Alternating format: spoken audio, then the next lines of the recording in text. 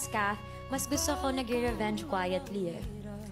Yeah, I don't fight, I don't shout, and Don't confront. yeah, not confrontational. May mga times na ganun, but then I like to do it quietly. Na parang, sige, gawin mo lahat to put me down, but then I will work quietly here and I'll just do and mind my own thing, tapos bahala na. Oh my God, hindi! Nakakatawa. Alam mo, hindi ko pinapanood sarili ko sa lahat na to kasi hindi din ako sanay makita yung sarili ko ganito. But nakakatawa kasi winelcome ako ng lahat and then binigyan nila ako ng chance na maging part na napaka-gandang panel na to. So I'm just really grateful. Ang dami ko natutunan, pinaka-important. And na-enjoy ko yung buong season na to. Kasi sabi, last day na ngayon and I can't believe it na ito na, last day na makikita ko yung mom namin, the Pilipinas Got Talent team. I'm just happy na I got to be part of it. Right now, with this kind of project that we have, parang mas marami pa pong nangangailangan ng talagang totoong tulong when it comes to reconstructive surgery. The scars, it holds different stories.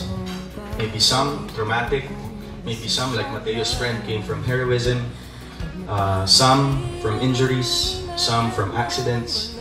But at the end of the day, it's what that scar, what story that scar has, what gives it meaning.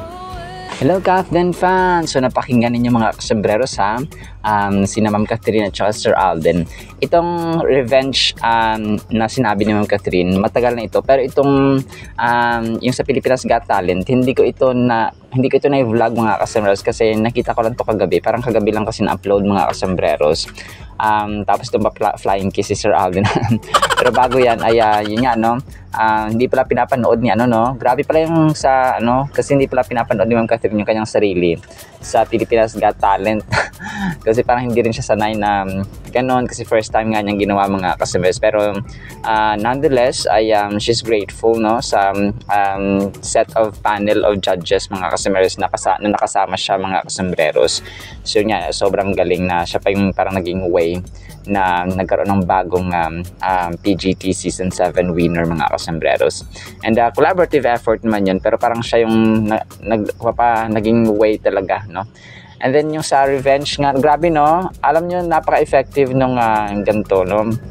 Kasi hindi ka nagre-revenge. Kasi nga 'di ba si Lord ay alam niya kung sino ang dapat. Ang Diyos po ang nagre-revenge no para sa atin. And sabi niya dito mas gusto niya nagre-revenge quietly and she doesn't fight no. She doesn't shout out she doesn't shout ang kasombreros and hindi siya confrontational. Tapos may mga times na ganun pero mas gusto niya daw na mas quiet at saka sabihin niya na sige gawin mo na lahat para to put me down pero I will work quietly here to do my own thing, sabi niya ganun mga kasombreros. So ang lupit ng ganun kasi yung silent revenge ay talagang kumapa-effective yun mga kasombreros. So pero sa puso natin talagang dapat ay alam mo yun, talagang peaceful lang tayo, no, quiet lang tayo mga kasombreros. And then kay Pops Alden, maliban niya rito sa kakulitan niya mga kasombreros sa Family Feud, ay yung sa Bello Scar Project, no, kagabi lang din ito na-upload mga kasombreros or kagabi ko lang nakita. Tapos sabi niya dito ay with this kind of project, mas nalaman niya na mas marami pang nangailangan ng reconstructive surgery na maybe sa iba ay traumatic experience, sa iba heroism, sa iba naman injuries, some accidents, pero at the end of the day ay yung istorya yung mahalaga kung bakit nagkaroon ng scar no ng kumapa ng isang peklat ang isang tao mga kasombreros. So actually parang reminder kasi ang scar no, kunwari nasugatan ka nung maliit ka o nung teenager ka pa. Tapos hindi siya nawawala. Kasi pag teenager na, medyo hindi siya nawawala mga kasombreros. Kapag bata pa, pero pwede pa mga kasombreros, nawawala pa siya. Pero pag teenager na, parang hindi nag-aano mga kasombreros. And then ito, so kahapon nga ay Olats, no, ang team ni Alden, no, parang maliban kay Catherine, parang first time na parang dito talaga halata mo na yung sa kay Ma'am Catherine, di ba pinanalo talaga niya, nagmamaang-maangan siya para mapanalo sa so sa pagbabanta pa Ala, tisoy ha, manda. Parang ganun kulit lang. Tapos kay Ma'am Marian kagabi, sobrang kulit lang kasi una, akala ng mga tao may padila na naman siya dito nga sa video. Akala ko didila ka na naman eh. Sobrang kulit lang nagpapasabi. Parang bata na alam yung nag-aantay ng lollipop, mga kasembreros. Tapos ito yung kay Ma'am Marian nga, sabi niya may susumbong daw siya. Kasi si Ma'am Marian ay pag may nagagalingan daw masyado dun sa Kasi pre-tape, so na-shoot na nila mga kasembreros yung episodes ha, ng so mamaya abang natin baka magpakita talaga ang Kathleen mga kasembreros sa Guillermo Mendoza awarding night mga kasembreros. So yun no, sabi niya dito, Kuya magsusumbong ako Kuya Dong, sabi niya gano'n. Si Ma'am Marian si Ma'am Marian pag nagkagalingan daw sa contestant dun sa Stars on the Floor, pinapasample niya daw si Pops Alden, tutugtog tapos ibang genre yung gusto niya, yung pinapagawa kay Sir Alden. Ang genre daw niya ay folk dance. Tonto dito si Ma'am Marian Rivera. Tapos dito nga sa isa, yung tawag dito, yung tinawag siyang kuya ni Zeus Collins mga kasembreros. Sabi niya, mukha lang akong pagod at trabaho kung pa busy na siya sa trabaho kaya mukhang pagod pero hindi, parang wag mo akong tawagin kuya, parang ganun ang kanyang punto mga kasembreros. Sabi niya 34 daw si Zeus Collins tapos siya 33 tapos siya pa yung tinawag na kuya. Pero siguro respect lang naman, siya nagdi-joke lang si Pops Alden dito, yung iba kasi napatulan talaga sa comment section, sabi ano bang masama sa tinawag kuya. So, yung iba ay talagang patola mga kasembreros. And then ito, yung mga tao ay parang dito kay Ma'am Dasuri Choi. Kasi nga 'di ba parang napayakap at saka dito si Pops Alden. Nagre-rehearse sila mga kasembreros backstage at saka yung may pa. So ito kasi ay tawag dito, teacher, parang siya nagtuturo ng sayaw kay Pops Alden mga kasembreros. Tapos binigyan ng meaning ng mga ng ibang tao mga kasembreros. Pero ito ay friend lang sila mga kasembreros, no? Si Ma'am Dasuri Choi na kasamahan niya sa Itbulaga. Close sila kasi kasamahan niya sa Itbulaga ito mga kasembreros. So walang ibang meaning ito. So yun po, no, wag na natin bigyan ng meaning kasi sila parang si Ma'am Julia Montes, no, parang ganoon, no, friend lang sila mga kasembreros. Sina Ma'am Heart Evangelista, pero yun nga, no, sina Coco Martin, Julia Montes, and si Ma'am Kim Chu, no, yung sina Ma'am Barbie Forteza. So parang kapatid lang ang turingan nila mga kasembreros. And then ito, nagkaroon din sila ng picture dun sa Family Feud mga kasembreros. Of course, hindi mawawala ito. At saka yung pa-flying kiss ni Sir Alden mga kasembreros na trending na naman. Itong flying kiss nga niya mga kasembreros. And then ito, sobrang lalim nito mga kasembreros ng kanyang Instagram story. Sabi niya dito sa kanyang pinost, no, don't complain about the pain, sabi niya. Ang sabihin, don't say na why me, ang sabihin mo instead ay try me. So parang pelikula yun dito si Nicolas Cage pero ito parang pelikula na parang kinat niya tapos ang lalim ng meaning. So wag daw tayo mag-complain, wag tayo magreklamo sa sakit na nararamdaman natin. So wag mo sabihin na don't say me, why me, bakit ako. Sabihin natin subukan mo ako, so parang ganun mga kasembreros. So because God has a reason kung bakit meron tayong pain na nararamdaman. And then ito, second to the last item natin, itong verse mga kasembreros na in-upload ni Sir Alden kahapon, no, or posted sa kanyang Instagram story. So Matthew 5:7, nasa Beatitudes rin siya, no, na topic na rin natin ito, no, blessed are the merciful for they will be shown mercy. Amen and amen, Sir Alden. So talagang Sir Alden ay kabahagi din, no, ng kingdom ng Panginoon sa pag-share ng kanyang banal na salita mga kasembreros. And then ito, last item natin, itong si Ma'am Catherine ay may close-up na picture, no, na in-upload ng isang Kathleen admin. Sobrang ganda ni Ma'am Catherine dito. Parang part yata ito ng Lancome, hindi. Parang part ng Lancome niya mga kasembreros or Pond's, kasi Pond's pink din Lancome na perfume ay ganun din po. Pero yun po, na sobrang ganda niya box office queen dito. Alright, sila po sa ating Kathleen items ha. Pero abang-abang pa kayo kasi meron pa tayong vlogs, mapa-updates mga customer sa Kathleen. Sana po ay pakinggan po natin ang Word of God. And today is June 28, 2025. Hoping na pupunta si na Ma'am Catherine at Sir Alden mamaya mga kasombrero. Sana po ay pakinggan po natin ang Word of God. At para po sa ating Word of God mga kasombrero ay sobrang ganda po dito. Ang title po, Para kay Jesus. Matthew 5:11-12. Blessed are you when they revile and persecute you and say all kinds of evil against you falsely for my name or Jesus' name or sake mga kasombreros. Rejoice and be exceedingly glad, for great is your reward in heaven, for so they persecuted the prophets who were before you. Ito mga kasombreros ay napaka part ito actually ng sermon ni Jesus Christ, Sermon on the Mount, the Beatitudes mga kasombreros before the verses of 11 and 12. So ito yung Beatitudes, yung blessed are the meek, blessed are the peacemakers, and so on mga kasombreros.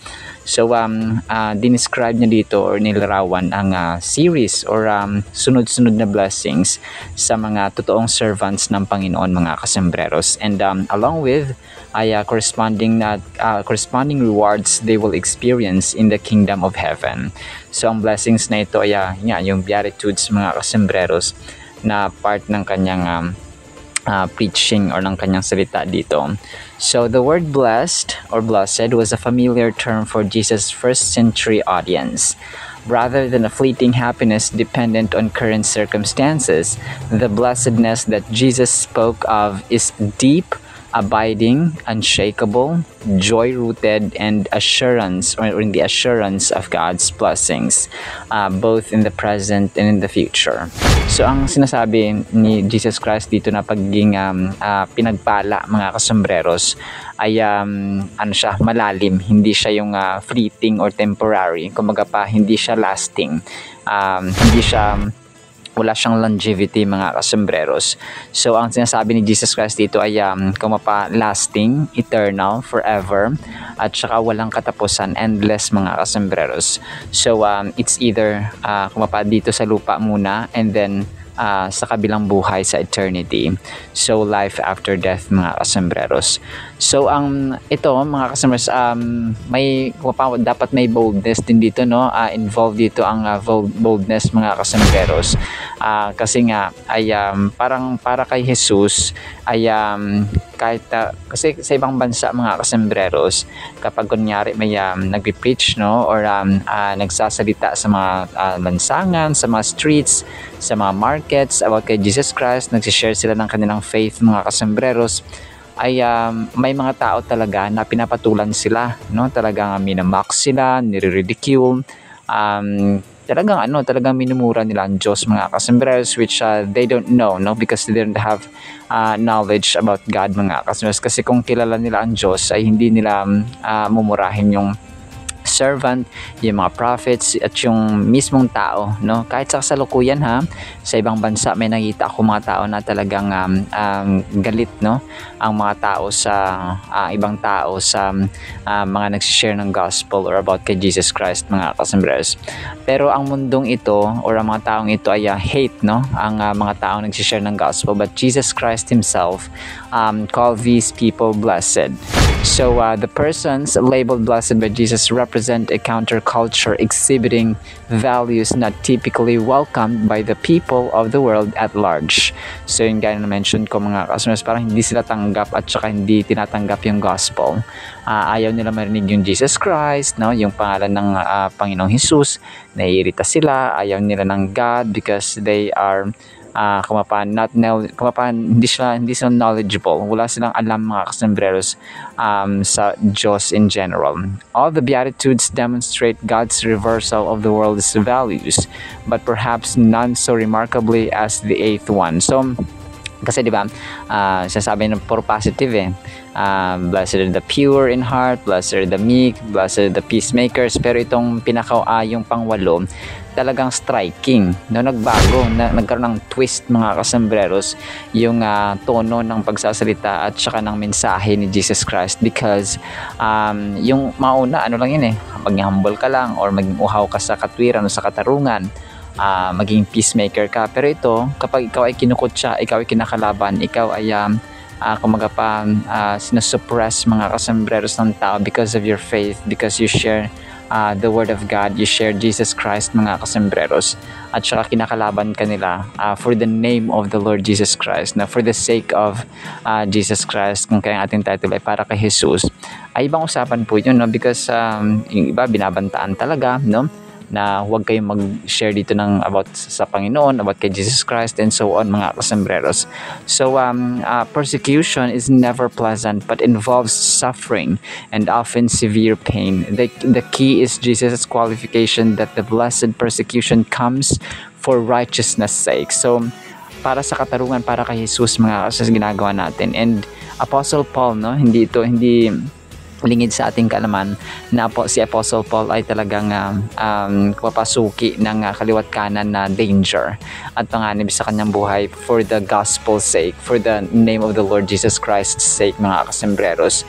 And kaliwat kanan ang kinakaharap niya mga death threats, yung mga paglilitis sa mga kasembreros dahil nga for the name or for the sake of the name of the Lord Jesus Christ na pinaglilingkuran niya at pinaglilingkuran natin mga kasembreros. Some people suffer for doing evil, but that is punishment, not persecution. So yun ang kaibahan. Ang mga taong gumagawa ng masama tapos pinaparusahan ay tama lang, parang may rason mga kasembreros. Pero kapag gumagawa ka ng kabutihan para sa Panginoon at saka pinipersecute ka, ay ibang usapan po yun. It's not punishment mga kasembreros. And some are persecuted for reasons unrelated to righteousness, but Jesus wasn't offering a general blessing to all victims of persecution for any cause. No, he offered it to only to those who were persecuted for actively pursuing the kingdom of righteousness and because of their faith in Jesus Christ. So that's Matthew 11 nga mga kasembreros. So hindi lahat ng hindi lahat ng blessing, hindi lahat ng general blessing na sinasabi niya dito. Kasi may iba naman na pinipersecute dahil sa kasamaan nila, dahil sa masama nilang gawa. Nahuli sila ng kanilang masamang gawa, for example, and then persecute sila ng tao. So parang kumaga pa deserve nila yon mga kasembreros, no, na maparusahan. Pero if you're advancing, no, pursuing the kingdom of righteousness and God and sharing your faith to other people and you are persecuted, so yun ang tinatawag ng Panginoon or ni Lord Jesus Christ na pinagpala, no?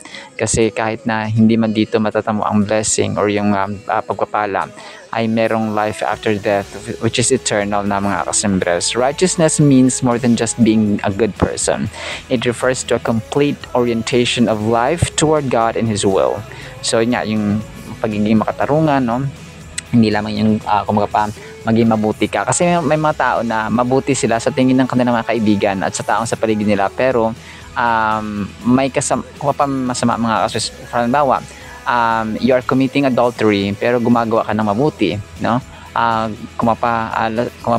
Mahilig ka sa maling activity pero mabait ka sa iyong magulang, mabait ka sa iyong kapatid, sa iyong anak, sa iyong... So righteousness, it's not just about being a good person. It's doing the right thing even nobody sees and even nobody rewards you or parang pumupuna sa iyo mga kasembreros.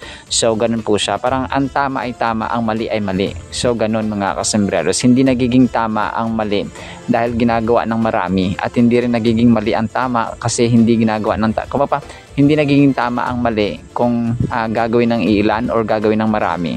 So sa harapan ng Panginoon, ang tama kahit na iisa lang gumagawa or kahit walang gumagawa at yun ang tama, yun pa rin ang tama. So ang mali, kahit na bilyon-bilyon ang gumagawa, kapag mali siya mga kasus, mali pa rin yun. So ganun po siya mga kasembreros. So yun nga, no, as a sort of final thought natin dito mga customers, ang totoong mga mananampalataya ni Kristo, nagmamahal sa righteousness, nagmamahal sa katarungan, sa katwiran, nagmamahal sa kapayapaan, nagmamahal sa gospel, and nagmamahal sa pagpupursue na talagang naglalaan tayo ng panahon, no, para i-share ang gospel, i-share ang katotohanan, i-share ang kumapaang salita ng Diyos para kay Lord Jesus Christ. And kasi kapag tayo ay parang empleyado sa kaharian ng Diyos mga customers. Di ba kapag tayo ay empleyado sa isang kumpanya, syempre may sahod tayo, no, may benefits tayo mga customers. So kung tayo ay nagtatrabaho sa kingdom ng Panginoon, mas grabe ang benefits mga customers.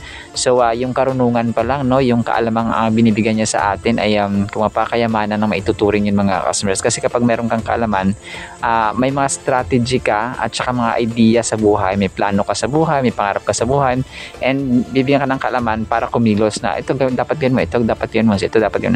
So hindi na automatic na yung 10,000 talagang bubulagta lang dyan o 1,000,000 or yung lupa talagang mahuhulog mula sa langit tapos dyan sa harapan mo na bigla mga customers. Hindi naman ganun mga customers. Syempre kapag meron tayong wisdom from God, He will give us knowledge and understanding and right decisions and plans at magbibigay siya ng mga tao para i-guide tayo mga customers na ito dapat. So ganun po. Alright, so yun lang po in the meantime nawa po ipagpalain po tayo ng pag-ibig, pananampalataya at pag-asa in the mighty, holy, sweet, magnificent name of our Lord Jesus Christ. And everyone said, Amen and Amen. See you next time, mga customers, and paalam po. I love you all.